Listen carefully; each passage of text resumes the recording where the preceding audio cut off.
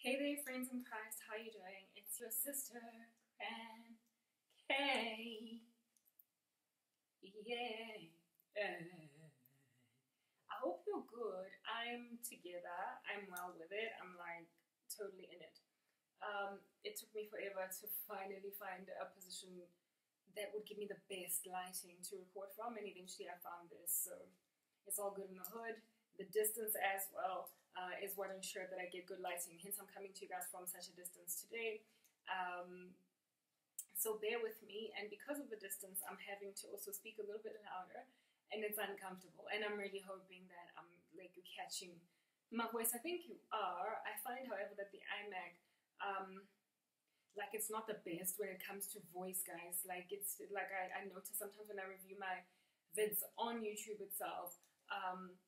Okay, not the whole thing though, just maybe like just snippets of it, because then it could get very expensive if I'm busy reviewing my blogs like right inside YouTube. And the voice is just like really, sometimes like I have to listen very, very carefully. And so since I don't have a sound capturing machinery, devices and whatnot, I then adjust my own voice so that the projection is much better.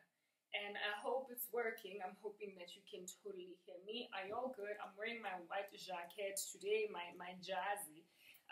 Very, very, very rarely wear this, guys, because it's white, okay? And there's just this thing about white that, like, yeah, it pulls stunts quite a lot.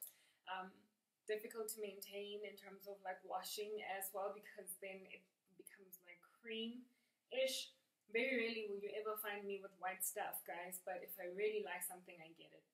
And this jacket is one of those white things that I bought. Oh, it's black and white, but you get the point. There's white mostly. From one of my honjis, because I'm like the honji queen, right? Remember I told you honji is like a bargain shop, a steal shop, y'all. Like, oh, this translation stuff is getting really difficult. It's like a bargaining joint, y'all, where you like go like deep downtown Joburg or whatever, or like some honji, some like establishment, and you find yourself really amazing things at like a crazy steal. And I've had this jacket for I think 2 years now, so I think that it's not even bad when it comes to quality such places. And remember, I did a blog about that the other day, so I'm not going to labor at length at it. Are you guys good? I'm together. I'm coming to y'all in the name of my King of Kings and Lord of Lords. And these days, guys, I seem to be coming in the evenings only. I guess it's because, I don't know, man, the day just gets consumed by other activity. And I'm like, why not, right? And over and above that, it's like, I could say, I'm always attacked, guys. I'm constantly demonically just pursued. So during the day, not only do I do other things, I also have no motivation. So I'm like an evening person where my stuff only comes at night. So these days you're just gonna have to deal. Perhaps the time will come when my strings upon strings of blogs for the next month or whatever will be during the day, who knows. But for now, I'm like hooking up nighttime activity. And guys, indeed, nocturnal in this joint. You all must just like deal, okay? And I'm hopeful and thankful to my God that indeed you are dealing. Guys, another thing that I want to share with you is my wig. I know you've seen it before, okay? But what I did with it, I washed it and put some conditioner and what have you in it, and then I applied regular moisturizer. And do you think I've done a good job? It's like it's more fluid than the other days, because I noticed it was starting to become a little bit aristocratic in its like hardness, and kind of wearing like one of those hectic things. And I was like, no, Lord, there's something that needs to be done about this. So I took a risk because I wasn't really sure if I could, you know, because I bought it like at a steal, a bargain joint again in Randburg. And I was like, you know, they always say these are like it's 100% human hair. And like you can totally like, you know, do whatever it is you do with human hair with it. And then next thing you like hook up like human hair stunts on it and it reacts like plastic. So I was really scared, but because I'm not fearful of my own hair, I don't either one is underneath here, my short hair. I figured that, you know, if I completely destroy it, it's okay. I can roll around in my own hair for a season until I go and buy another wig. This time around, I'll perhaps be wiser in my purchases. And guys, it worked out. Like, it's more fluid. Like, I've gone back to that bounciness that it had, because it was starting to become a little bit hard. And it's the one thing that I was like hating on and dissing and laughing at in my blog. You know how I've said a couple of things to the end that, like, you know, us black chicks, sometimes when we go out with weave, it's like we hook up this weave and the next thing is like, and the sun, well, not the sun, what's this, the wind does not do anything at all in bringing about any movement and, you know, fluidity to it. And I was like, you know, so I'm sure, but check out my wig, it's on that whole, you know, if I'm moving, it's moving. And then it started like not moving, and I started to notice it. I don't know if you guys saw it. I'm sure if you go and retract a few blogs prior to like today, you will notice that my wig was starting to become a little bit like, you know, hard. And one of the reasons why I haven't really put it under water or put conditioner on it was because I only ever wear it for the duration of my blogs, okay? And on top of that, I was scared that it's going to pull like evidence of the fact that, because you know how I bought it in Randburg and, you know, because I'm on that whole honji tip, on that, like, you know, underground, like trying to find like real cheap stuff, real good stuff at like real low prices. Like, I'm that girl. I'm always looking for a Bontela bargain. And I found me a Bontela bargain with this wig, okay, you guys. And I thought that because it was a Bontela bargain, it might not really be the real deal, even though at first it looks like the real deal.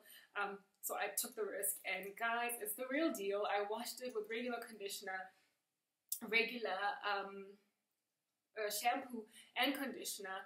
And I did not even blow dry it, you guys. I let it air dry. And then after it air dried, I kind of like I moisturized it, etc., and it looks like this. And one of the reasons why I didn't blow dry it is because I recently don't have a blow dryer. So if you can, if your hair can air dry, guys, and it looks this good still, then you know that you've got the real deal, okay? Because usually sometimes if blow dry don't go past your head, it's like, you know, hectic, because, you know, the heat tends to kind of do something. But also another thing about heat is, well, when the stuff is this distant, like when the computer's this far, I struggle with like proper lighting. And anyway, it's fine, I'll keep on getting zwinky, it's alright. I'm hoping though, however, that I won't have to do it very much because it's like so distant today. Heat as well is not really good on especially natural hair. I don't know what happens with all these synthetic fiber and whatever, okay, these other not so natural hairs, but I am certain that on natural hair, on like human hair, heat is not the, you know, the best you know, thing that you can do to it. So that's also another thing that I learned on YouTube, that you can actually air dry a wig, and hence why I felt confident. I don't have a blow dryer, and the reason I don't have one is because, okay, he's look at my mom's place, but I don't really need one because, you know, y'all know what's going on underneath this wig. It don't need no blow dryer.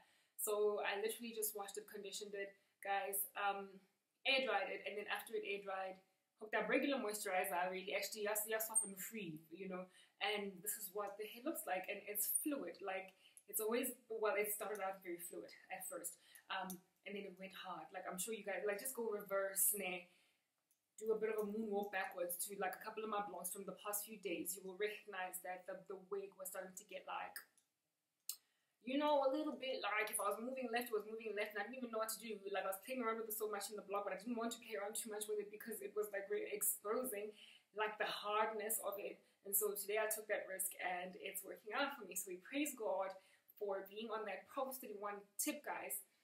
She considers a field and she buys it. She looks at a purchase and she recognizes the boutique makes sense.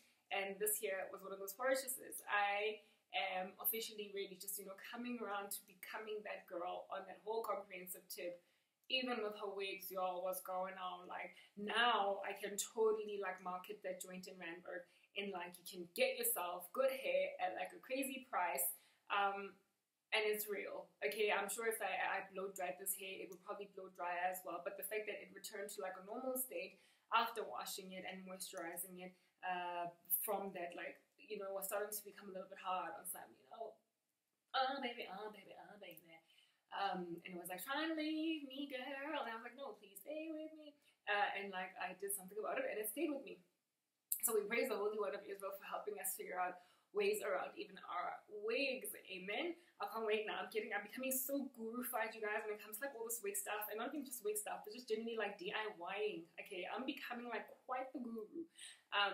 And I can't wait for the day when I'm like, I've got like a couple of these like wigs, and I'm like slaying all of them and really just adjusting all of them to suit my look for whatever occasion that I feel is, you know, worth like wigging up. I'm excited, guys. I'm happy. I'm glad. I'm so grateful to my God for having done this for me, because if it wasn't for trial and this like severity that I really have been enduring, I want light. Come to me, please. The severity that I have been enduring. Yo, angazi manje ukuthi ngenzeni kwaze kwaba mnyama lana. Hayi. Come duze, baby. Come duze. Come duze. Eating me jealous. That's what's going on. These demons all up in my grill. Like, they're trying to mess with our ministry. Now you've come closer. That's better. And me shuffling up and down. Oh yeah, and then you can also maybe perhaps see the wig at like a closer distance. That's what it is. The light, you can tell that there's a lamp down there. In order to give me lighting, otherwise it gets completely dark in this blog and then you will see me. That's what the consistency of the hair looks like, you guys. It's really, really awesome. Figured it out. Slayed it. That's what's going on. And I'm pleased, guys. The Lord has really, really helped me to figure my way out around my own DIYing so that I can live economically and still look, you know, goodo. Anyway, guys, I am chuffed. And like I said, I feel very blessed, guys, in that the Lord has helped me do this. Why am I breathing so heavy? You're so unfit. All you did was move ahead and backwards. And you're like, breathing? Girl, you need to go back to the gym. It's so bad. Anyway, whatever, guys. I'm grateful to my God. Really, He has helped me become like that Proverbs 31 girl. In the sense that she is clothed in fine linen and purple. So she definitely does look after her appearance. But she's not breaking the bank while she's at it. She's really, really able to get around to looking good in a thrifty way. And I'm grateful to my King, guys. Do you like my new experience? Me and YouTube, like, we like that. We like this, okay? I recognize the one, you know, like these tutorials that I'm always checking out of these girls who are actually teaching me how to be that Proverbs 31 girl. I'm grateful to YouTube beauty bloggers, okay? Like, you guys, kudos, like, thumbs up, okay, like, shout out from South Africa. Most of them are from the UK and the United States, because African girls just don't have blogs. They don't have video blogs. African people, they just don't have such things. They don't have beauty blogs. They don't have word. So I mean, like, most of my advice really comes from the US and the UK. That's where these people have their. I mean, like, a lot of the girls. Okay, fine. Some of them I don't know their names. Like, I am so bad. It's terrible. But the one that I do know, for instance, like Shirley B. Enyang, and she actually makes her own wigs. Like, she's like that gifted. And then another girl, Patricia Bright, and then there's another one. Sunkissed L, but there's just quite a few of them on YouTube, and they're amazing. Okay, and then there's this other one, I don't know her name, it's so bad, like, I'm just, like, so ignorant. She is also, like, on that whole, like, hair tutorial tip from here to Timbuktu. Also, like me, discovered wigs, lace front wigs, like, just the other day, and she is, like, on that tip, on some, you know what, I'm feeling it, and she's gone, like, to town with doing types, and these girls have taught me, like, a million things in a day, guys, honestly, on YouTube, to a point where I'm becoming this, like, you know, guru practically when it comes to home DIYing. And the next step really for me is to learn how to hook up my own nails, because that I haven't gotten around to doing. I'm so bad with my nail routine, guys. It's terrible, and I need to figure a way out because I'm tardy. Like, when it comes to nail maintenance, guys, I'm not the kind of person that can. I remember when I was at MTN, there was this girl who was forever touching up her, like, every day, like her nail polish was always, like, on the square. It was on point, like, all the time. And of course, that takes, you know, when you wash dishes, you even take a shower, whatever, which I suspect my friend did, these things come off. So she used to literally just invest every single day or every second day in touching up her nail polish. And then now I was like, I can't do it. So I used to rely a lot on just doing tips, because tips is like, they just stay there, they're on your fingers, wash the dishes, whatever. After 2 or 3 weeks, you refill, depending on the speed of your nail growth, and that's it. Like, something that's low maintenance, but makes your nails look good. And since my own natural nails don't grow really well, I need tips if I want to have a very girly look. And since I don't know how to add tips, and the other day I bought those El Cheapos from Discam, and really they're just not doing anything for me, I have to learn how to apply, to do tips and whatnot, guys, by myself. I really, this is getting like a little bit ridiculous. I am like, where is my light? I just feel like, don't eat me jealous. It's getting dark now. Okay. Next thing, this computer of mine like falls away altogether. Like, now it's so dark. I don't know what to do. I don't know what to do with myself. Where did I get that from? I think it's some movie. Lord, these demons, like, I rebuke you in the name of the King of Kings. Like, that's what's going on. Whatever. You can see me. That's all that matters, okay? these girls on it's so dark. I wish I had like a stick and like right, just like anyway, whatever. You guys, nails. I have to learn how to do tips with the whole acrylic thing, with the whole nail polish, not nail polish, but the stuff, the very hair, it smells thick. I have to teach myself how to do that. So that's like my next step. But for now, it's infantile. It's like progressive. I move along with a particular trend. Not a trend, but I have I don't know if I should call it a routine, or it's progressive, milestone-y. On the project management tip, it's on a milestone level. Currently my milestone is on getting the hair right, and then eventually it'll be the nails. And when the nails come, I shall let you guys know. I intend to get to a point where I'm also like on that whole tut tip, and if I get to that point where I'm on that whole tut tip, then I'll know that I'm ready for the nails. But one thing that I have discovered in like checking out all of these beauty blogs, fashion blogs, what blogs, and all these girls that fascinate me so much on YouTube, I came to discover that there's quite a few of them, one or two and whatnot, that wear a lot of rings on their fingers. And I remember being like, yo, these look so cute. They look so grando. I love them. And I was like, this is like the most awesomest thing under the sun. And since I already have a couple of rings, didn't feel like kind of collecting dust every time I open the wardrobe. They're like, oh, grab a chair, pick me. I was like, okay, cool, I'll pick all of you. That's what's going on. Because I saw it as well as a trend on YouTube that you can totally just pick me, and like pick a whole bunch of them and put them on your fingers, and they're not gonna look like a royal mess of like too muchness. It actually looks really good. I think it looks good. I'm wearing like a couple of rings. This one, and the one that I always wear, which is my Jesus allegiance ring. That's always on my finger. But the rest of them are there, and I think they just make for like good presentation. I don't know. You guys will let me know, but I'm learning all these things, guys. All of this education, all this lessoning, really, is from YouTube. It's like this joint where we're thinking, I'm just like so taught. I'm ever educated. Everything that I know, guys, that I was taught in this time, I learned on YouTube. Even the washing of the wig. Like one of the girls who do the hair vlogs, the lace front wig vlogs, did a hair tutorial where she was also showing us how to wash a wig.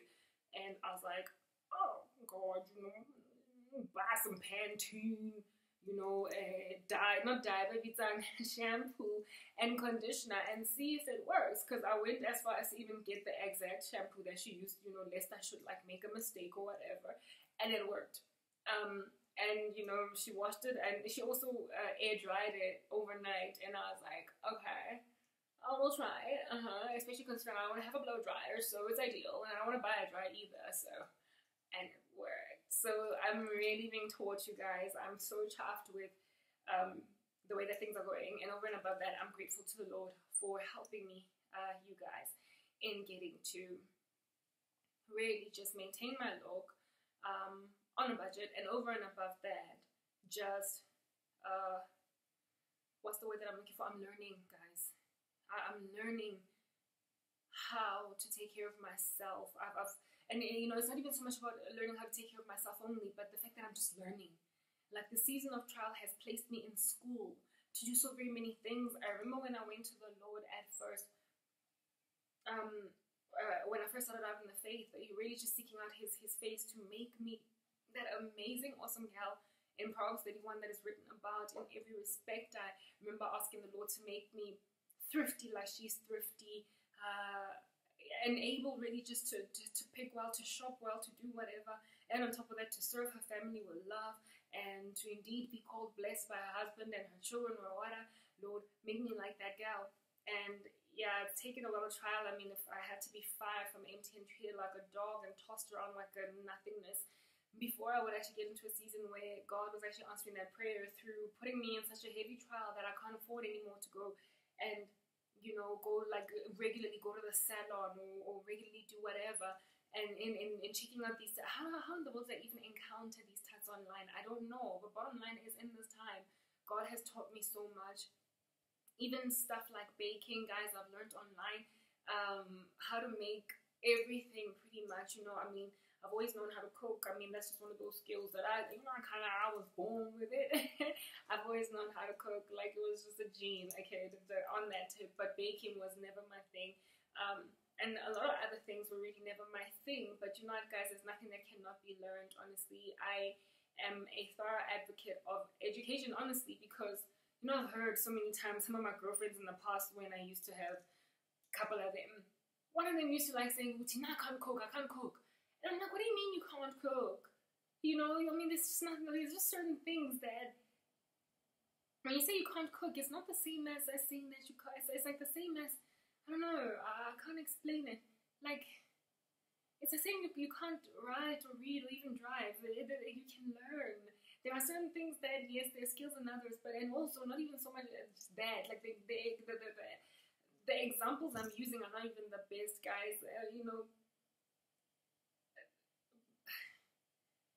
when you say you can't cook, cooking is not like saying that you can't do maths. Yes, that has its people. And with enough hard work, yes, most people can get around to like some mathematics sums, but then there are some who are more gifted than others who just kind of flow in it. You know, saying that you can't cook is not like learning maths, guys. Maths has its aptitudes within certain people. Some others do it better than others, and then there are others who just never ever get around to it. It's one of those, you kind of have to be born with the natural knack for numbers in order to do math. Cooking is not like math. It's rather like driving. There aren't people who are born with a natural knack for driving. It's just one of those things that if you put enough practice into it, the day comes when you just kind of like on autopilot pretty much when it comes to it. I mean, I remember when I was first starting out with driving, when I was being taught how to drive, guys, I remember I was always so fascinated by people who looked really chilled out, like in their cars, because now when I was learning, I was always so nervous and waiting for the robot to open, and then I was like, yeah, what in the world? I was always nervous, and I was always thinking about what I'm doing, you know. And I also got fascinated when I'd hear stories like somebody fell asleep at the wheel and then they got into a car accident. For me, it was like, how do you fall asleep when you're thinking about all these things? Whether to go into first gear and then second gear, and then when to press down the clutch, and then when to look at the mirror, and then you're also panicked, and then if somebody's behind you that's like a little bit impatient, despite the fact that you have an L sign at the back of you, you're like, oh my god, you're so panicked. There's just no time to feel sleepy. But then as you learn and as you grow and as you practice the craft, you then start to become like the person who indeed in traffic you get sleepy, because now you're not thinking about the clutch and the first gear and the second gear and whatnot, because you have learned. And not only have you learned, you have engaged in practicing the craft so much that it has become almost like breathing, second nature, to a point where you can totally fall asleep at the wheel. Now I can understand, because then I've been sleepy at the wheel a couple of times. I'm grateful to God that I'm still alive, like I'm here, you guys. And I'm like not dead or whatever. Like there are a couple of times in my lifetime when I have nearly fallen asleep at the wheel, because I guess I got to a point where now driving was that secondary to me. It was that second nature to me. Like the way that it would be to somebody who indeed, you know, manages to perform the fine art of falling asleep at the wheel. Cooking is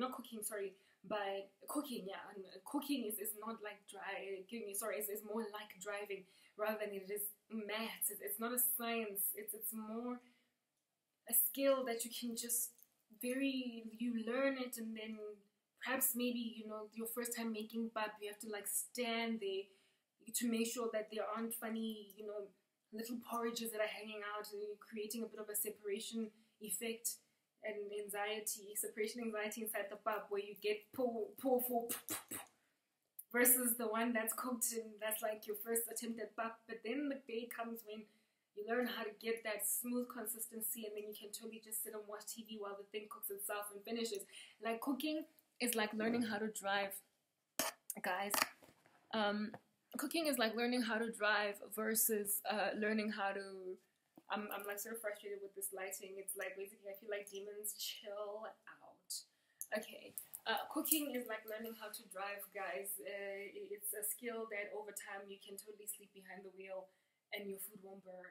I don't know, I just have that view. And similarly too, in this time I have come to learn that there are very many things that are not really sciences, guys. They are like driving, things that everybody, doesn't matter what your attitude is or what your natural knack for whatever is, you can get to become quite the guru at. And for me, it's like just, I don't know, a lot of things. Now for me, in this time, it has been baking, for instance, because cooking was already something that I already had going on for myself. Baking has become very second nature, something I used to think was so hard, guys. I used to think it was like a science on its own, but it really isn't. It's like driving. Can't do it now. Eyes closed. There was a time when all my stuff used to kind of flop, and you've been through the journey with me. You guys, you've seen all that I have done or not done, really, in light of that. But this whole time, most of what I've learned has not really been in science. It hasn't been like hanging out doing, ecos 101 and then 102 and then 202 and then 303 at Wits. It has more like been, kind of like training on the job type thing. My trial has really just put me in a position where, wow, I'm so frustrated, okay, with this lighting condition over here. I don't even know what to do with it anymore, because I feel like it's there's nothing that I can do now, because no matter what kind of like movements I do, the lighting is just ever like trying to betray me, treat me like like Lady Macbeth treated, who's that guy that she killed? Anyway, I don't know why in the world I just spoke about Lady Macbeth. I guess it's because Head Boy is very much like Lady Macbeth, and that was actually the reason why I started this blog. I wanted to talk about him, but I guess he's not really very deserving of my time right now, because he's still attempting to destroy me, and I'm just not feeling it, to a point where it's like, why even mention him? He's like Macbeth, Lady Macbeth, somebody who once he has succeeded to pretty much do what it is that he wants to do to me, he's going to have the guilt of Lady Macbeth that's eventually going to lead to his own death. But he doesn't see that today, because he's blind as a bat. And I'm like, I've said these things, and I'm just like so over him. He's not worth my time, guys. He's not worth my time. I'm sure you would agree. He's just not worth my time. And yet I keep on talking about him. I like I don't know how I feel. All I know is that I'm just over him and his just rabid, incessant stubbornness that doesn't even make sense, because, like, what in the world? Look at what you have, and then you're dancing around like you foolish man, like, I'm just so over him. Anyway, guys, like, I'm grateful to the Lord for helping me out. The lighting situation with this is causing me to really want to just close off this blog early, because I'm feeling like it's demonic attack, and I'm struggling to adjust it. Usually when I dance around doing these stunts with the computer, it just responds to me. Or maybe I should just finish this blog now, really, for the reasons why I came here, guys. Yes, I'm grateful that the Lord, like, again, Head Boy, like, all these things that I've been speaking about, like, all the training that I've endured, indeed, for the Lord to make me the princess of divine order that I am, indeed, as I've been speaking all along, how he has trained me up to make me that Proverbs 31 woman who the Lord speaks of as rare. She's rare. The Lord says of us, his daughters, that many women have done excellently, but she surpasses them all. And you have come to a conviction that that is true. That, it's the kind of woman that really, like, she's just, like, hardly ever found a bit of a gem. And here you are treating me like but mere coal when I'm a diamond. And I'm irritated. And I just feel like, why am I wasting my breath, space, time, as well as just existence, generally speaking, to you? God showed me, like, the past few days, I haven't even been mentioning you all that much, Head Boy. And that's because Wabora, and I'm not interested to speak about you, but also because you're also just kind of not a key theme anymore. And the reason for that is because God has shown me, like just last night, did my Father show me that you, whenever I don't speak at length to you and about you in my blogs, you get uneasy and you feel like, look at me. But like when I'm speaking about you, you sit around with your big fat belly in front of my blog and you enjoy and you bask at it, all that I have to say about you. So the Lord has seen it fit to rather just mention you briefly, like a bit of a fleeting breath, because you're acting like one, and not give you any much attention. You're like a man who understands what in the world you have in me, and yet you're acting like I ain't Jack. And I'm just like, okay, how about you be the one that is rather exposed as being Jack? Because indeed, like, if you are going to pass up a woman who is so incredibly industrious, thrifty, and just like really set apart by God, enabled in all respects, having survived the way that I have the past year, and you can still dance around as a fool, like, what in the world? You just need to disappear. That's what you need to do. And I'm just like, dude, okay, so maybe it's not apparent to you that there's much value in me because I guess or whatever. My head and also winning my value up until today, then brother man, go and get yourself a woman of the world and stop hanging around in my blog because you are trying to minimize me to become like you. You're literally, God showed me that you're literally like waiting to gun for me.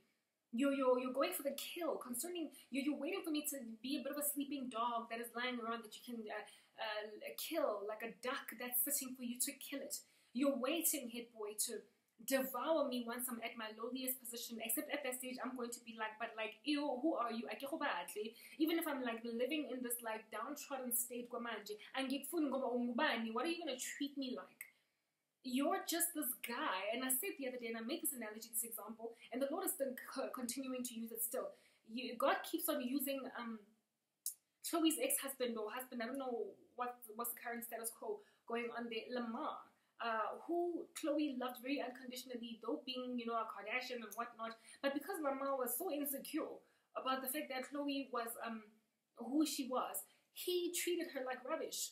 The marriage ended not because they grew apart or because Chloe was acting funny or whatever. The marriage ended because Lamar acted strange, despite the fact that Chloe followed him around for so long. Trying to want to talk, really not wanting a divorce, until eventually her sisters advised her, but like, you've been trying, and this guy's not responding to you, he's not going to marriage counseling, he's not even trying hard. So in other words, his own insecurities with the fact that he's with this woman who is, even if if you're going out and everybody's like shouting Chloe, bottom line is Chloe is with you, and Chloe loves you unconditionally. When he was down and out with the whole drug overdose thing, Chloe was at his bedside, like that's how, and being an ex-wife, like that's how dedicated to him she was, despite being who it is that she is. So it didn't matter that she was Khloe Kardashian. She was just in love with him, and she served him with all that she is, and she maintained that kind of love for him, irrespective of the way that he was just acting like a baby all of a sudden. And then you're like that. God uses Lamar and Chloe's relationship so much to show me the way that you are, hit boy. Losing out on a woman that is the best thing that you will ever know. And one of the reasons why you're letting her go is because you feel like she's much more famous than you. She's a little bit too ornate for you. And you, being whatever man that you consider yourself to be, feel like, I can't be with a woman who's known better than me, who's kind of like a little bit more famous than I am. Hey boy, you need to understand what in the world has made me famous. Because I'm not famous, but indeed I've gotten a little bit more extra attention because of this ministry of mine. But why have I had to be like this? Like, you need to stop and really just think about that. I've had to be like this, and I've had to shout like this on the rooftops. Why? Because I was abused and I had no avenue for justice, and so I saw it in my blog. And if you, Mr. Lamar, being intimidated by my strength, first of all, and what it is that you consider my fame, which is really no fame at all. If you had come earlier, hey boy, you wouldn't even have all this like intimidation to deal with. If you had come earlier, you wouldn't have had to deal with people understanding the strength of this woman that has persevered for so long. Because I wouldn't have had to persevere so strongly and for so long. Because all the day, you would have been here to rescue me. And indeed, that the manly man that you want to be known as, in rescuing and delivering me from whatever, snares was surrounding my life, you would have gotten yourself, I guess, the fame that you now covered that is mine again. What fame? Because I don't even know what you're talking about. But I guess whatever, in my own little state, in my own little stance, and within my own little circumstance, I guess there's a bit of fame that has been afforded to me because of my struggle and how that I've dealt with it. If you had come earlier, you would then be known as this guy who totally redeemed Ugarabo from her mess. But you passed up so many opportunities to come to me because you're just much too shallow, much too involved, just like Lamar, in your drug abuse, in your drug habit, getting yourself into trouble, really nearly almost pretty much dying like Lamar. And then eventually, once you kind of wake up from hospital, in your out of your state of depravity, you recognize what in the world you had in this girl. But now, what you're trying to do is really just lambaste me as much as you possibly can with your occultic ways, in order to bring me so low, so that eventually you can do that which you were given an opportunity to do all along anyway. You were given an opportunity so many times, but all throughout last year. And a whole bunch of this year, because now we're at the end of the year. So in other words, you've been given about 2 years, Hitboy, 2 years. You have been given about 2 years to salvage this woman. So many opportunities you had, and now all of a sudden, because you definitely want me, Okay, you feel like you still want to come in as a hero, but like now it's like there's no need for you to rock up as a hero anymore, but rather come as you are, that you may be blessed in Christ and receiving whatever it is that you need to receive in Him, and also the woman that He's given to you. But only if you're in Him, you then continue still on your stead in the rampage that you're on. Then now say, it's headed for December. I just wonder what in the world your life is going to be like. Dude, you're headed for death, except you don't see it, and you are busy dancing around in all of your vomit, and you're waiting with bated breath for the day when I will be utterly destroyed, or brought low to a point where now you can finally come and get me, because all of a sudden my value has been made apparent to you, but you feel like you want to rock up in here like a hero, like just deal, I have survived in spite of you. But like the Lord has said this very many times, and I have also come and communicated it, He wants to start an empire for us. He's not trying to have you come here as a bit of a savior because you have failed in that regard. And that God will never ever give you that opportunity. So are you going to keep on zapping me with witchcraft so that finally the day will come? Or are you going to keep on hanging out at my blog, waiting to see if I'll say anything to you at all? Or are you just going to humble yourself to the Lord and finally come in His way, not in the way that you feel is most appropriate? You want to come here valiantly, forget it. You messed up. You missed your chances.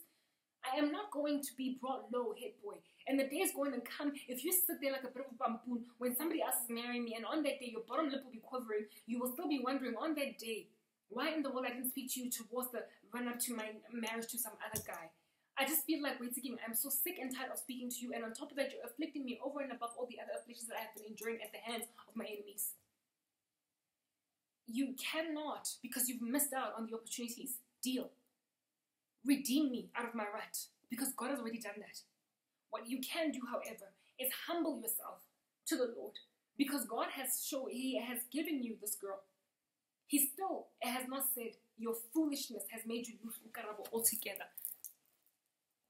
The Lord has not said that your foolishness has altogether made you lose me. He has rather said that you cannot now anymore rock up here as a bit of a hero in her life, but you still have her. But you're still not satisfied with that.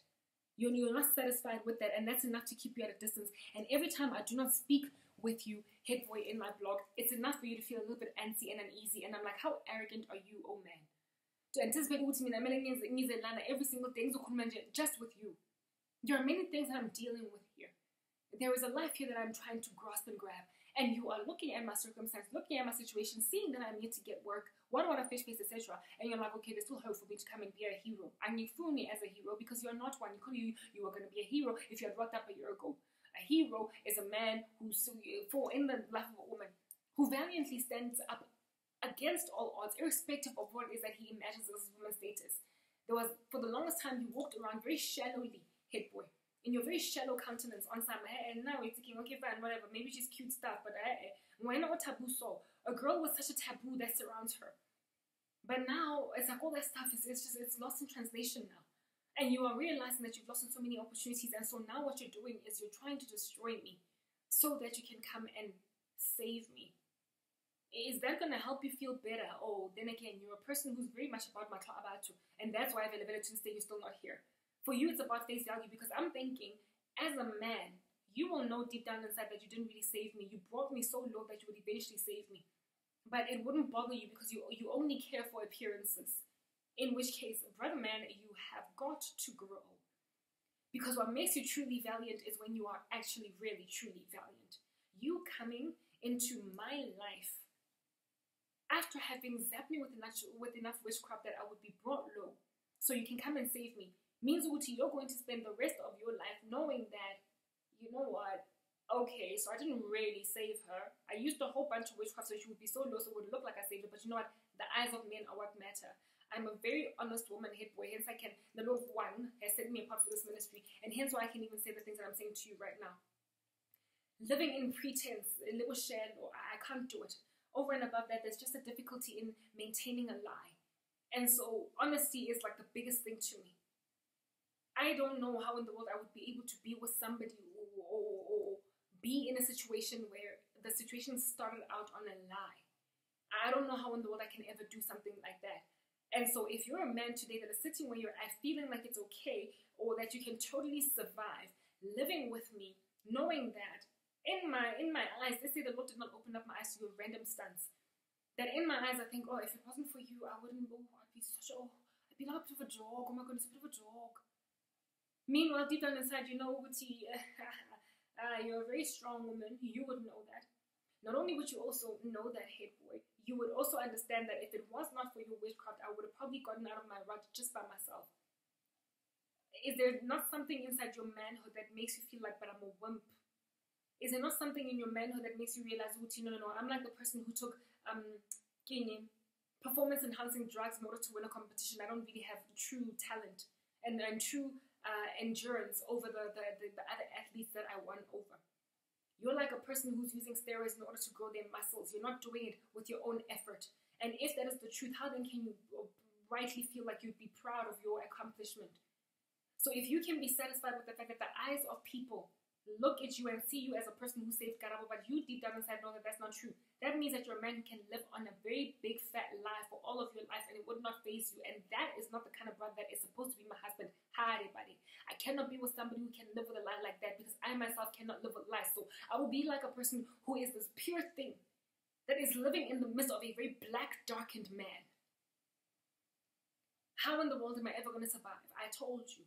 For as long as you are not born again, the way guy, the Lord is not going to let you come into my life. So unless you are willing to humble yourself to the fact that, okay, so I can't come in as a hero because like I messed up that opportunity. But God is merciful and is still giving her to me. Understand that you are going to watch me get married off to another man. Imagining that your witchcraft is eventually one day going to work. You are like my family. You believe that it's just, I'd like, okay, fine, so as a parent, she's got a whole bunch of strength, but what I can do, however, is to just frustrate her on the way there. Remember yesterday I spoke about how that satanic principle, where people just keep on afflicting the children of God because they believe, deep down inside them, they really thoroughly believe that. I mean, like, okay, so I heard this very God, but, I can really just thwart his plans all the way to the end. Until he's so frustrated that he's like, oh, Satan, you gave me a bit of a run for my money. Like, blasphemer, overcome yourself, humble yourself before the Lord, and understand what you're headed for the abyss. Dude, is it going to be worth it? You mankind, what does it profit a man to gain the whole world and then lose his soul? What is it going to profit you to gain this woman that you so incredibly lust after? And then after that, lose your soul. You are so incredibly short-sighted, dude. Short-sighted on the most grave level. Because in all these things that you're doing, you're not thinking about your eternal soul. Is it going to be worth it once you get this woman that you are so incredibly lustful over? Because now it is not love anymore. When you're busy afflicting me with witchcraft, dude, you don't love me, you lust. You're fascinated, you're infatuated, you're all things but love with me. Once you do, let's say, hypothetically, because it's never going to happen, the gates of Eden will never ever prevail against the church. Let's say, hypothetically, you do get me. Is it going to be worth it on that last day to then die, breathe your last, and go to hell? Are you going to tell me that a girl is going to be worth your weeping and gnashing of teeth for eternity in a place where you are ever being consumed by the fire, but like you don't die, where the worm dieth not either? Or are you really ready, head boy, to go and live a life like that? Not a life, but an eternity, spend an eternity dead like that. Dying, but not really dying. Seeking to die, but not being able to, because you will be getting burned by an eternal fire. And on that day, the wife that you finally got through some strange, funny things will herself be in heaven while you are weeping and gnashing your teeth in hell. Is it going to be worth it? Can you please stop being short-sighted, narrow-minded, and unable to see beyond, like, waiting in the box that is your incessant lust? And think outside that box and remember, first of all, that God has been so merciful to you that he has made sure that you still have this girl. She's still yours. But you're not going to come in on your terms. You're going to come in on mine. And over and above that, you're going to go to hell if you don't repent. And also, you're not going to get her if you don't repent. You still believe, somehow miraculously, the Lord is going to give me to you, head boy. While you are so darkened and so demonic, you are very aware of the fact that I am very grandly protected by Yahweh. You know it. Uyazi kahle nje ukuthi ngivikelwe inkosi kakhulu futhi. Kodwa you believe ukuthi ilanga lizofika, dude.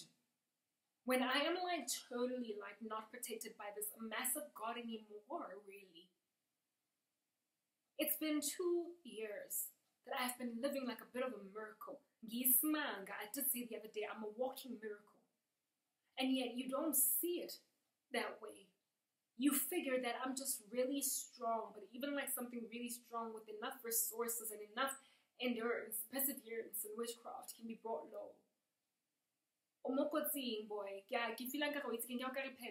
the reason why I have not spoken to you recently is because one, you just have not been worth my time, but secondly, because the Lord saw you get quite the kick, the tickle of your fancy.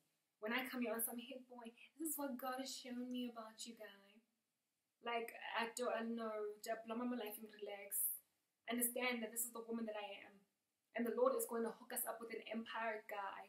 But like, this empire is not going to start on your own terms. It's going to start on the terms of God. And until such time that you humble yourself, recognize which ways you can suffered for 2 years and you did nothing about it. Okay, fine, I get it. But you know what? I still have her. Like, see the mercy of God in that. The Lord is he's slow to anger, abounding in steadfast love. He is merciful.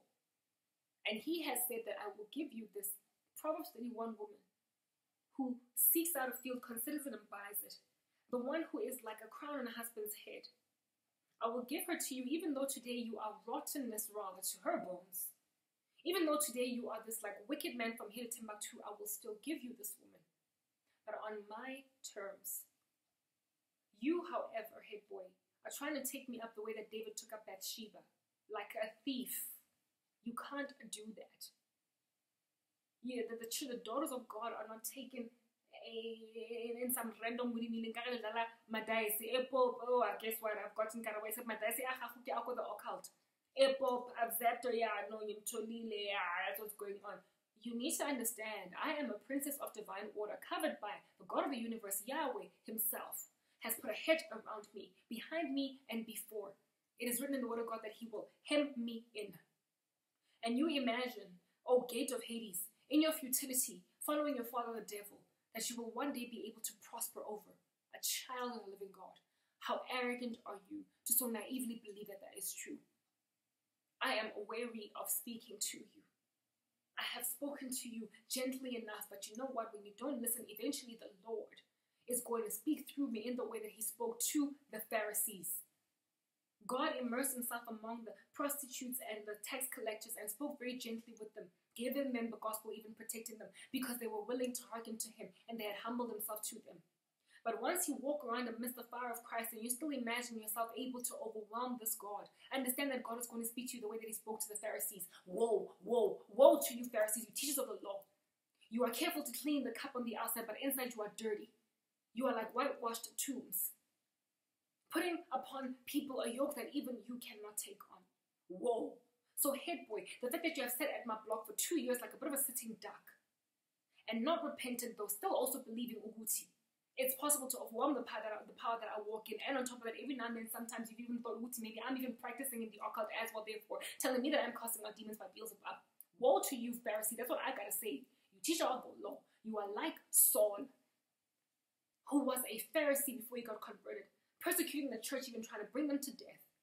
And on the way to Damascus, the Lord met him and said, why do you persecute my church? Woe to you, Pharisee, you teacher of the law, hanging around amidst the children of God, while you are a devil, a tare among the wheat.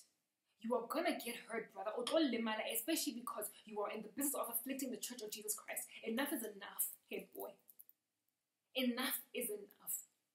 The fire with which I speak in my heart and my irritation makes me want to drop you like your heart, but Christ loves you. So he will continue to strive to try and reach you. I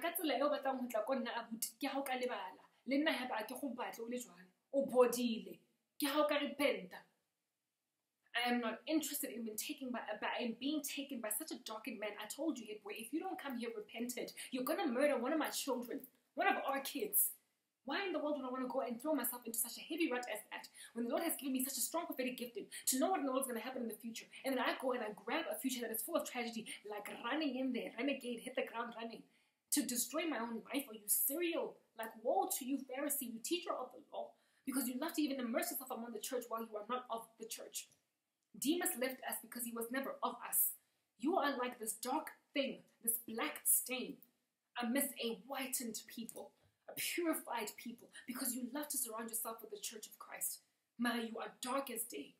Woe to you, brother, because those who have been immersed in the light, will be beaten with many more blows. It is those who have not heard the gospel that will not be so severely punished by God on the last day. But if you have sat among a people of God and still not repented, you are ever more in trouble. You are in danger, bro, man.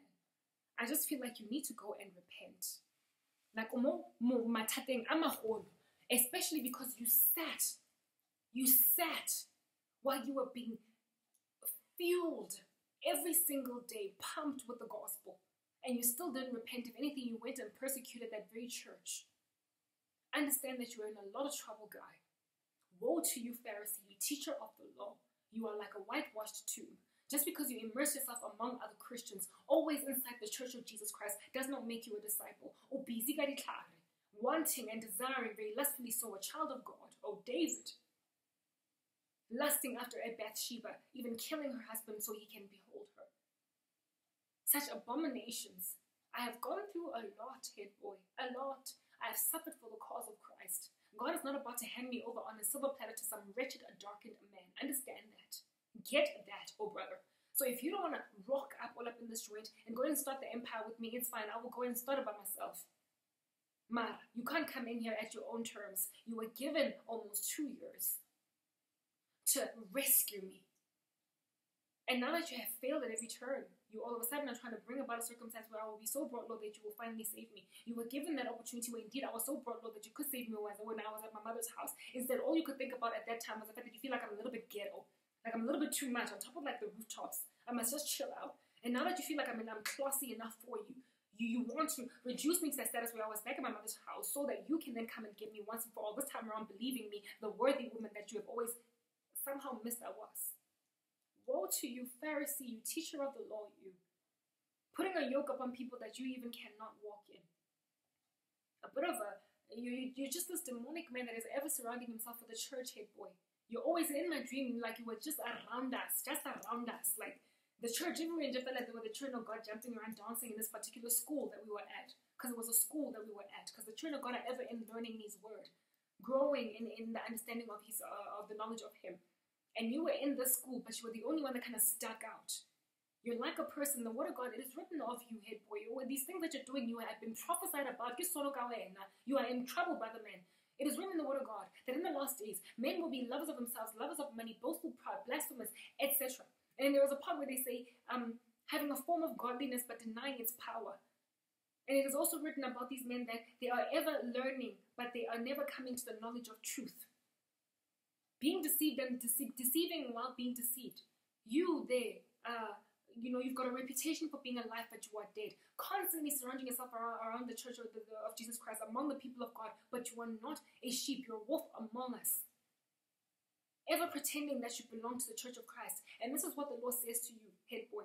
The day is going to come when, because you've been surrounding yourself with the church, because you feel like you're saved by association, no, you're saved by Christ. Every Christian is like a piece of the body of Christ. You are responsible for your own salvation. You are responsible, not responsible for your own salvation, but rather accountable for your own salvation. You will then have to explain why in the world you surrounded yourself among the people of God, but you were never born again. You were a tear among the wheat, a rotten fish. And on that day, you're going to go to God because you were all up in the church once upon a time. And you're going to be like, Lord, Lord, have I not prophesied in your name? And in your name cast out many demons, and in your name did many miracles. And the Lord is going to say to you, depart from me, I never knew you, worker of iniquity. And on that day, you're also going to say, but Lord, I sat with you at the squares and at the corner gates and at the cities. While you preached to us, I was there. And God is going to say, depart from me, you worker of iniquity. I never knew you.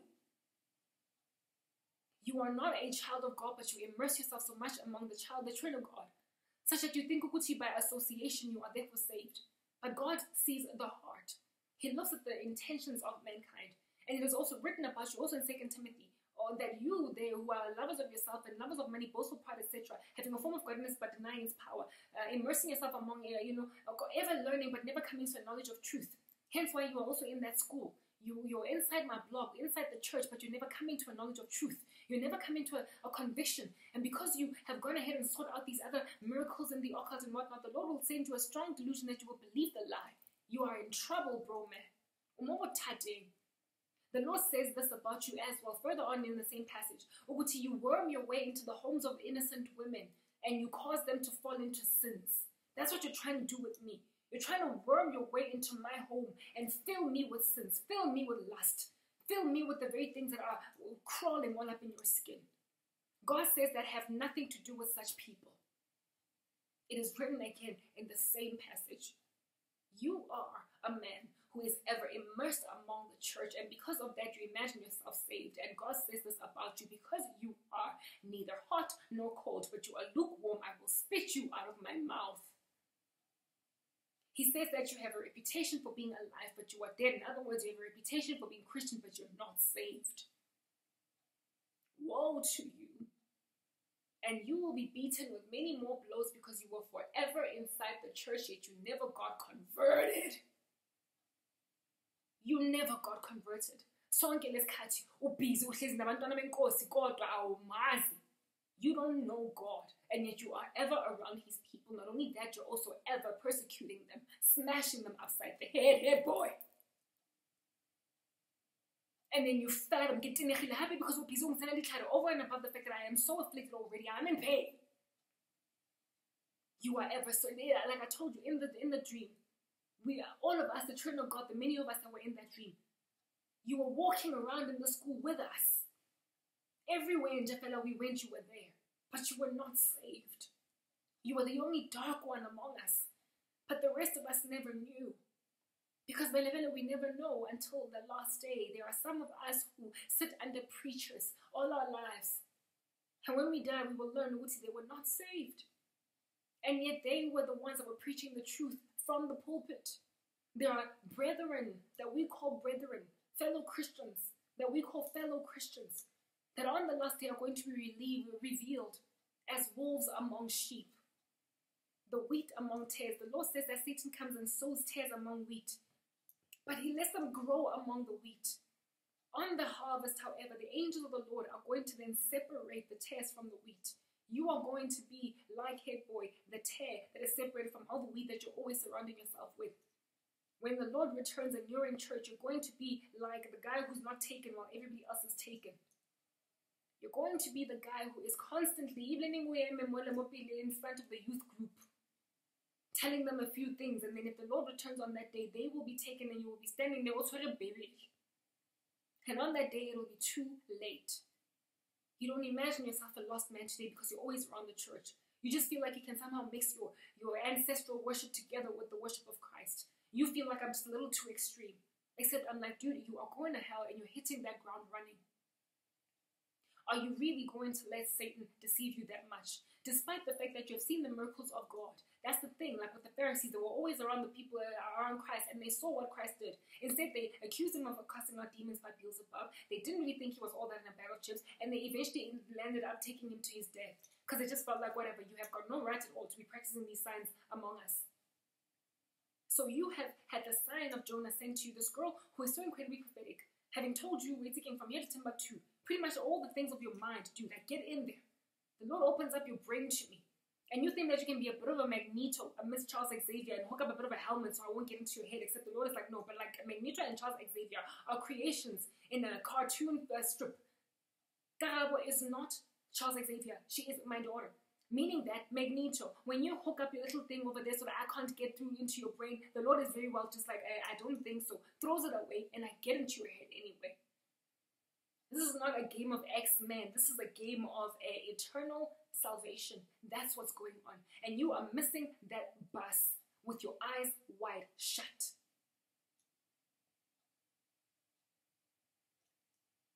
Get out of the church if you're not interested in repenting, because you're going to be in ever more trouble on that last day. It is written in the Word of God that if you were exposed to the light, in other words, always in the church or always exposed to the gospel, whatever, and you still never repented, there is a much hotter place in hell for people like you, Head Boy. A very hot one. By mere virtue of the fact that you sat in front of me for 2 years in Jafela, coming every day listening to my very lengthy video blogs for 2 years, and then you die without knowing Christ, understand that you are going to burn more exquisitely than anybody that never was given the gospel. You who had access to more light and yet ignored the redemption of Christ are in more trouble. Just because you were always around the church doesn't mean that God is but like you missed the whole repentance thing. No, you're going to be in a lot more trouble. So you've got one of two options: to minimize your pain in hell, get out of my blog and out of the church, and go live your demonic life without ever touching a Bible ever again, because you'll be in more trouble. You already are. Or you can just repent. It's up to you what you want to do. But when I'm going to completely derailed, like I said, the Lord said that He's going to hook us up with an empire. We're going to go and start it from the ground up. And if you feel like you want to, yes, you're totally all for starting that empire, but you want to first save me, so you can feel like you're a bit of a hero in my life. Forget it. You never were one. You would be one eventually, as my husband, one consecrated for Christ. But understand that the Lord humbles those who exalt themselves. You have been humbled, Nebuchadnezzar. You want to rock up here as a bit of a hero, valiant, but you're not a hero. You've been nothing but a coward. And the Lord wants you to be exposed as that first before He will exalt you into the place where you need to go. He's not going to allow you in your arrogance to go and zap His child until eventually you come into the life of His child in your own terms, on your own terms, on your own ways. The Lord is very simply not interested. I'm not turning you away altogether, head boy, because I don't think that's what God wants. But I am telling you that you're not going to save me. The day when you come and save me will never come, so you will ever miss out on me. Go ahead and go get these random chicks but know and understand that I will forever, ever surpass them all. For indeed, though they may perform excellently, I surpass them all. Why? Because I am that Proverbs 31 girl, set apart, consecrated for Yahweh. So you've got a couple of options actually. One of which is just go and grab yourself a bit of an excellent woman in the world, but one that you will ever know at the top of your head, I will surpass her. And no matter what she does, no matter how hard she tries, I will ever be more Gangnam Style than her. Or you can go and get the best thing that you have ever known in terms of a woman, and just humble yourself to the fact that you're in the situation with your tail between your legs. Acknowledging okay, fine, so you suffered for a year and I did nothing about it, but you know what, babe, I'm ready to learn and to grow and to be in the school that is the school of God as a fellow brethren, ready to go and drink spiritual milk from the beginning, from the ground, and grow. And I'm not coming in through via random ways where, bit of a Gangnam Style, whatever, head boy, wait again, dude, I have nothing more to say. Every time you feel like you are a man who has a really great woman offered to you on a silver platter, but on the terms of God, and you are trying to be like your father, the devil, somehow renegotiate with God. There is no negotiating with God. You cannot, maybe perhaps you've been able to negotiate with your Satan in the occult. With God, what He says goes. Nobody negotiates with God. Jonah tried to negotiate with God, it didn't work out. Moses tried to negotiate with God, it didn't work out. Eventually they went and preached to Egypt, to the Hebrews, and spoke to Pharaoh, Moses, and respectively Jonah to the people of Nineveh. They eventually did that which God said they will do. Nobody negotiates with God. Nobody comes to God on some occasion, but I get it, this is what you want to do, but you know what, how about we tweak this plan a little bit this way? No, God's plan always stands. There is no plan B with God. Plan A always stands. And if you want to hook up a plan B, understand that you're going to go to hell trying to hook up a plan B.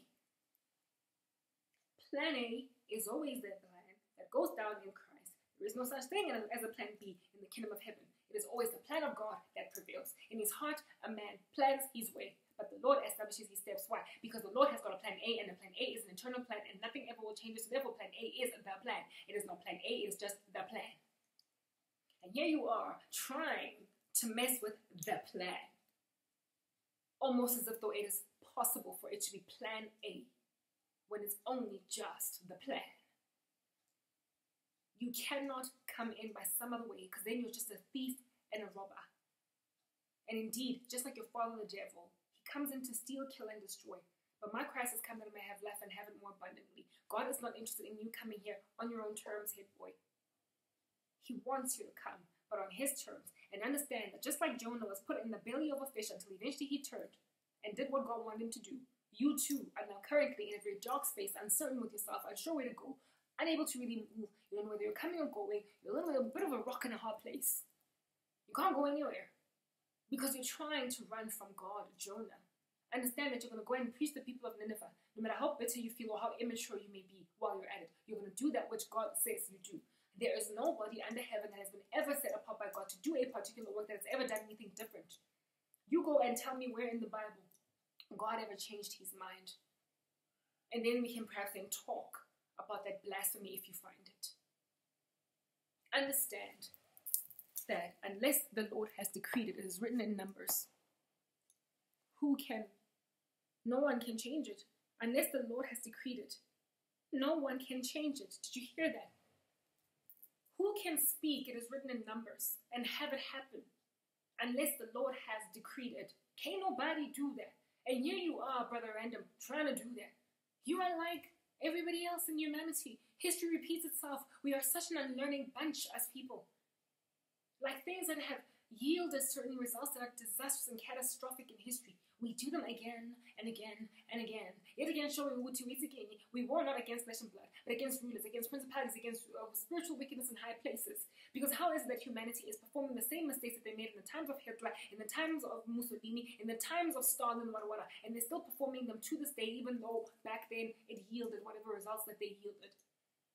Human beings are just like these puppets, slaves to Satan, and yet you don't foresee it because you keep on performing the same mistakes. So Hit Boy, here you are, just like the rest of history, thinking that indeed you can thwart the plan of God. Satan did that, he fell. Ancient spirit still trying to pull the same ancient stunts, and indeed, it is evident that his ancient stunts are prospering because history continues to repeat itself, even though the folly of history should actually educate us away from walking in such ways. You cannot do that which nobody has ever managed to do up until now. No gate of Hades has ever prevailed against the church, and here you are believing, oh gate of Hades, that it is possible for you to be just the one gate that will prevail against the church. I spoke that about my family yesterday, how they believe they're going to be just one gate in just like all of history, that all of a sudden is going to just like, catapult the church underfoot once and for all. There will ever be people who continue to antagonize God, and they will ever be humbled like Nebuchadnezzar. There is nobody that has ever under heaven tried to defy God and actually prospered. If anything, they all kind of fell very shamefully. The Tower of Babel example, their speech was confounded that they couldn't even finish their project. Nobody who has ever thought that a different plan makes sense from the one that the Lord has set apart has ever prospered to bring about that different plan. God gets what he wants all the time. So Head Boy, though it might bruise your ego somewhat, to not really quite come here as the valiant hero that you want to come here as, understand that God's plan is going to prosper. Whether or not your ego wants anything to do with it, God's plan is going to prosper. So though you may wag your head today when I speak, wag it on, brother. You've been wagging it for 2 years. Wag your head on, brother. Bottom line is, the purposes of God will stand no matter what. Who can speak and have it happen unless the Lord has first decreed it?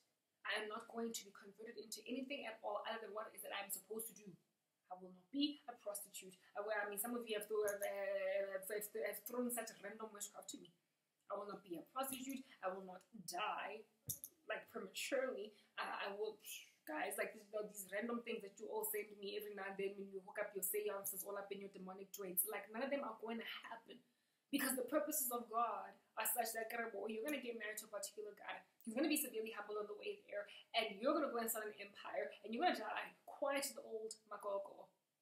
And yet here you are trying to bring about a 31-year-old woman death. When God has been like, no, that was going to get old. But because your father, the devil, always believed that somehow it's possible to, just overwhelm it. Even though a bit of an iota of God's plan. You, being your father's son, then go ahead and perform your father's deeds. Understand that unless the Lord has decreed it, no one can bring it about. Who can speak and have it happen unless the Lord has first decreed it? Nobody. That is, what do they call it in school? A rhetorical question, a question whose answer is already kind of built into the question itself, and therefore there's no need to answer it. Who can speak and have it happen unless the Lord has first decreed it? It's a rhetorical question. Don't even bother to answer it unless you're going to very rhetorically answer it too.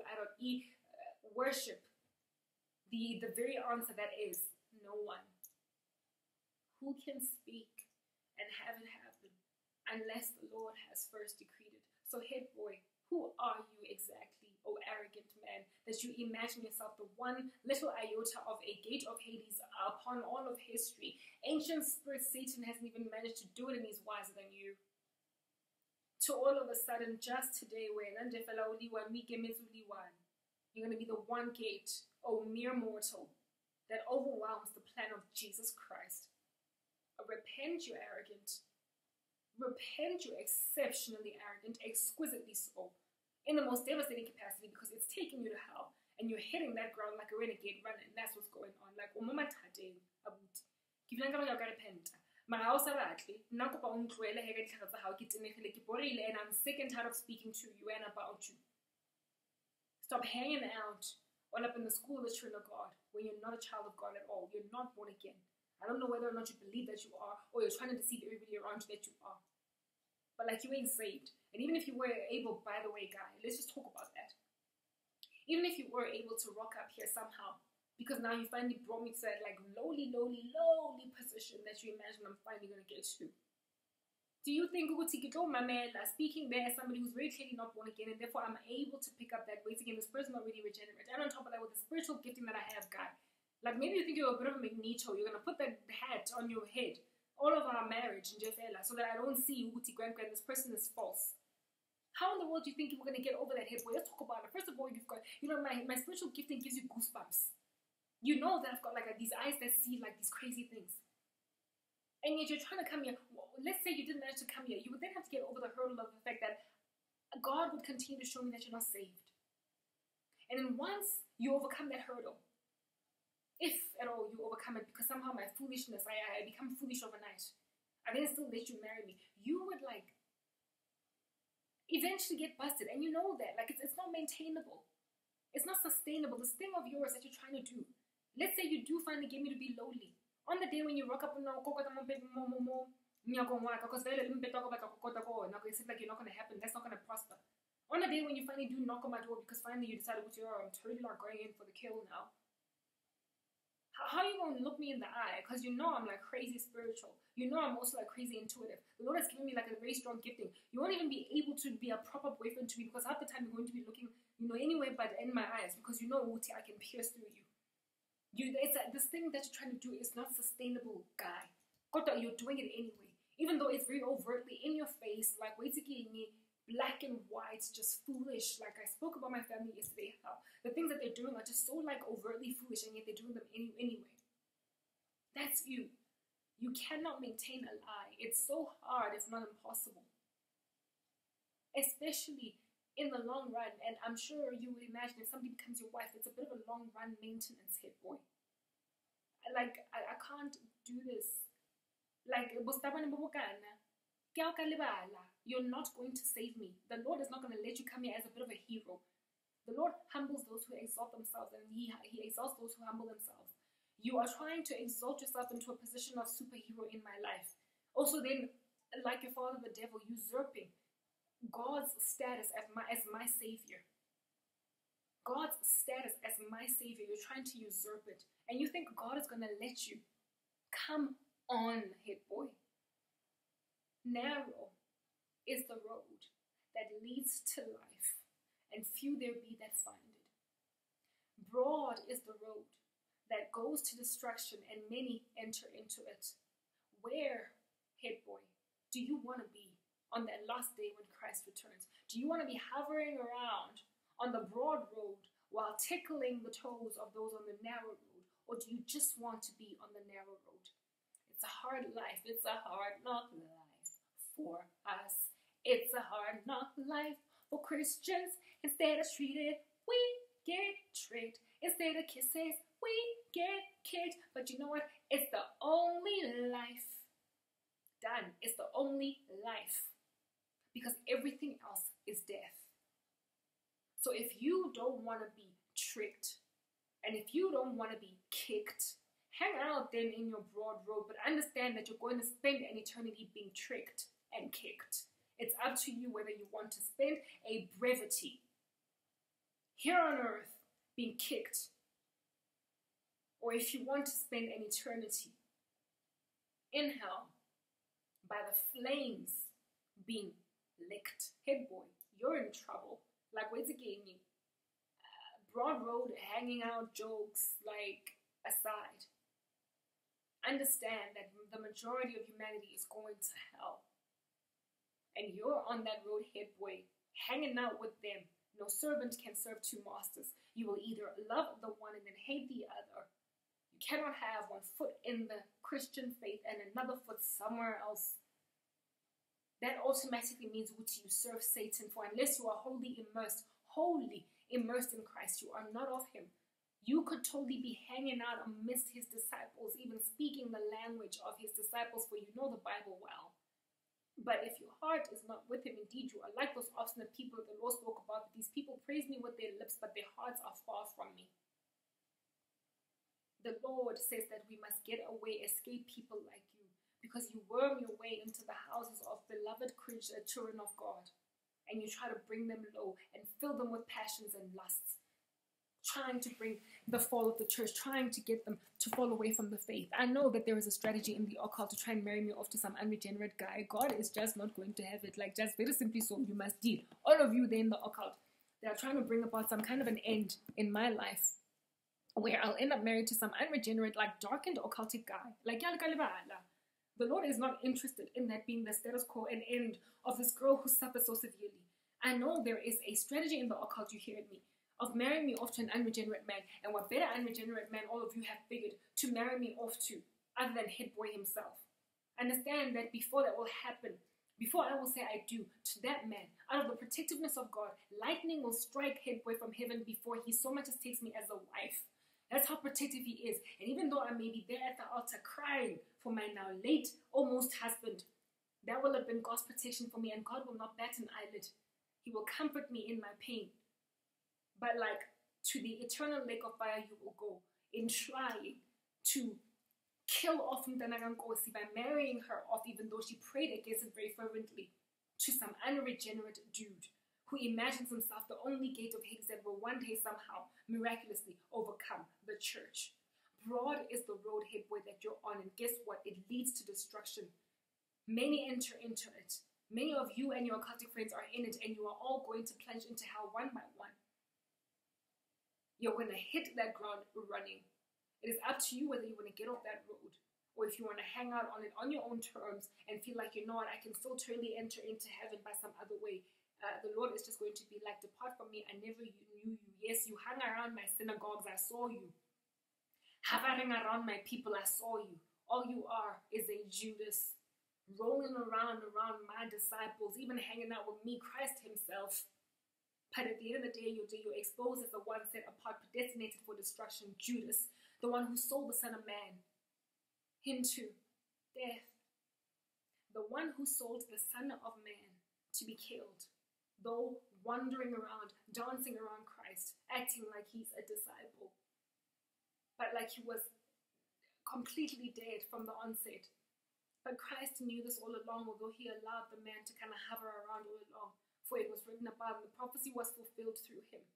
So similarly with you, Head Boy, you're like a bit of a Judas at the moment, hovering around the church, pretending you're a disciple, even being sent for missions. Because Judas was also sent for missions, but the whole time Christ knew that he was not born again.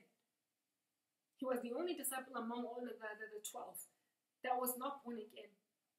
Such that eventually when Judas betrayed him with a kiss, Christ knew that he even said, Judas, are you going to betray the Son of Man with a kiss? So, Head Boy, you're trying to betray me with a kiss. You're trying to sell me over because I'm like this big fat problem for the occult. You're trying to rock up here, massage away as somebody who apparently loves me, massaging me with a kiss. Gandhi, you're selling me off for death. You're just a Judas guy. Honestly speaking, I once wrote a very long blog linked to a video blog as well, where I spoke about how sometimes people that we love can either be Judases or Peters, or even Sauls becoming Pauls. You, Head Boy, can decide whether or not you want to be like Saul, who then becomes a Paul, Adam, Eve, on the road to Damascus to go and murder a child of God. You then get reached for Christ. Or you can be like Peter, who after denying Christ 3 times before the cock crowed, can then turn around and strengthen the brothers, the brethren, and eventually yourself die a martyr's death. Or thirdly, you can be like Judas once and for all. Let the death of one that you betrayed all the way to the cross then lead you to your own suicide. It's up to you. Understand that. Like, you cannot undo that which God has done. And in your attempt to do it, understand that you will die where it's in your matateng to and try it. You know, when people try and pull stunts like ever again, time and time again, against like the church and God, and on dishonoring God, really just disrespecting God more than anything. Forget about the church itself. But when you disrespect God himself by believing yourself to be above the Most High, the way that Satan was, you can really greatly, severely suffer. Nadab and Abihu, I believe it's a children of Aaron. They try to burn incense, though not being the rightful priest to do that, Levitical priest to do that. And what did God do? He killed them right on the spot for pulling stunts there at the Holy of Holies. You're like Nadab and Abihu, dude. I feel like you need to repent before you get into that Holy of Holies. All up in the midst of a child of God's life. Because God is going to zap you away. Just like the analogy I made with the lightning striking you before you so much as managed to get me to stand next to you at the altar. You will die a grievous death. I would be a very devastated fiancé, but you know what? You will not take me as a wife. God will not have it. You will die like Nadab and Abihu before you will desecrate the Holy of Holies.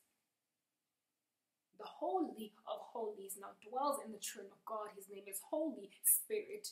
The church is in us. And you're trying to desecrate God in desecrating his child. I'm sick and tired of speaking to you until I'm signing out in the name of Jesus. Bye.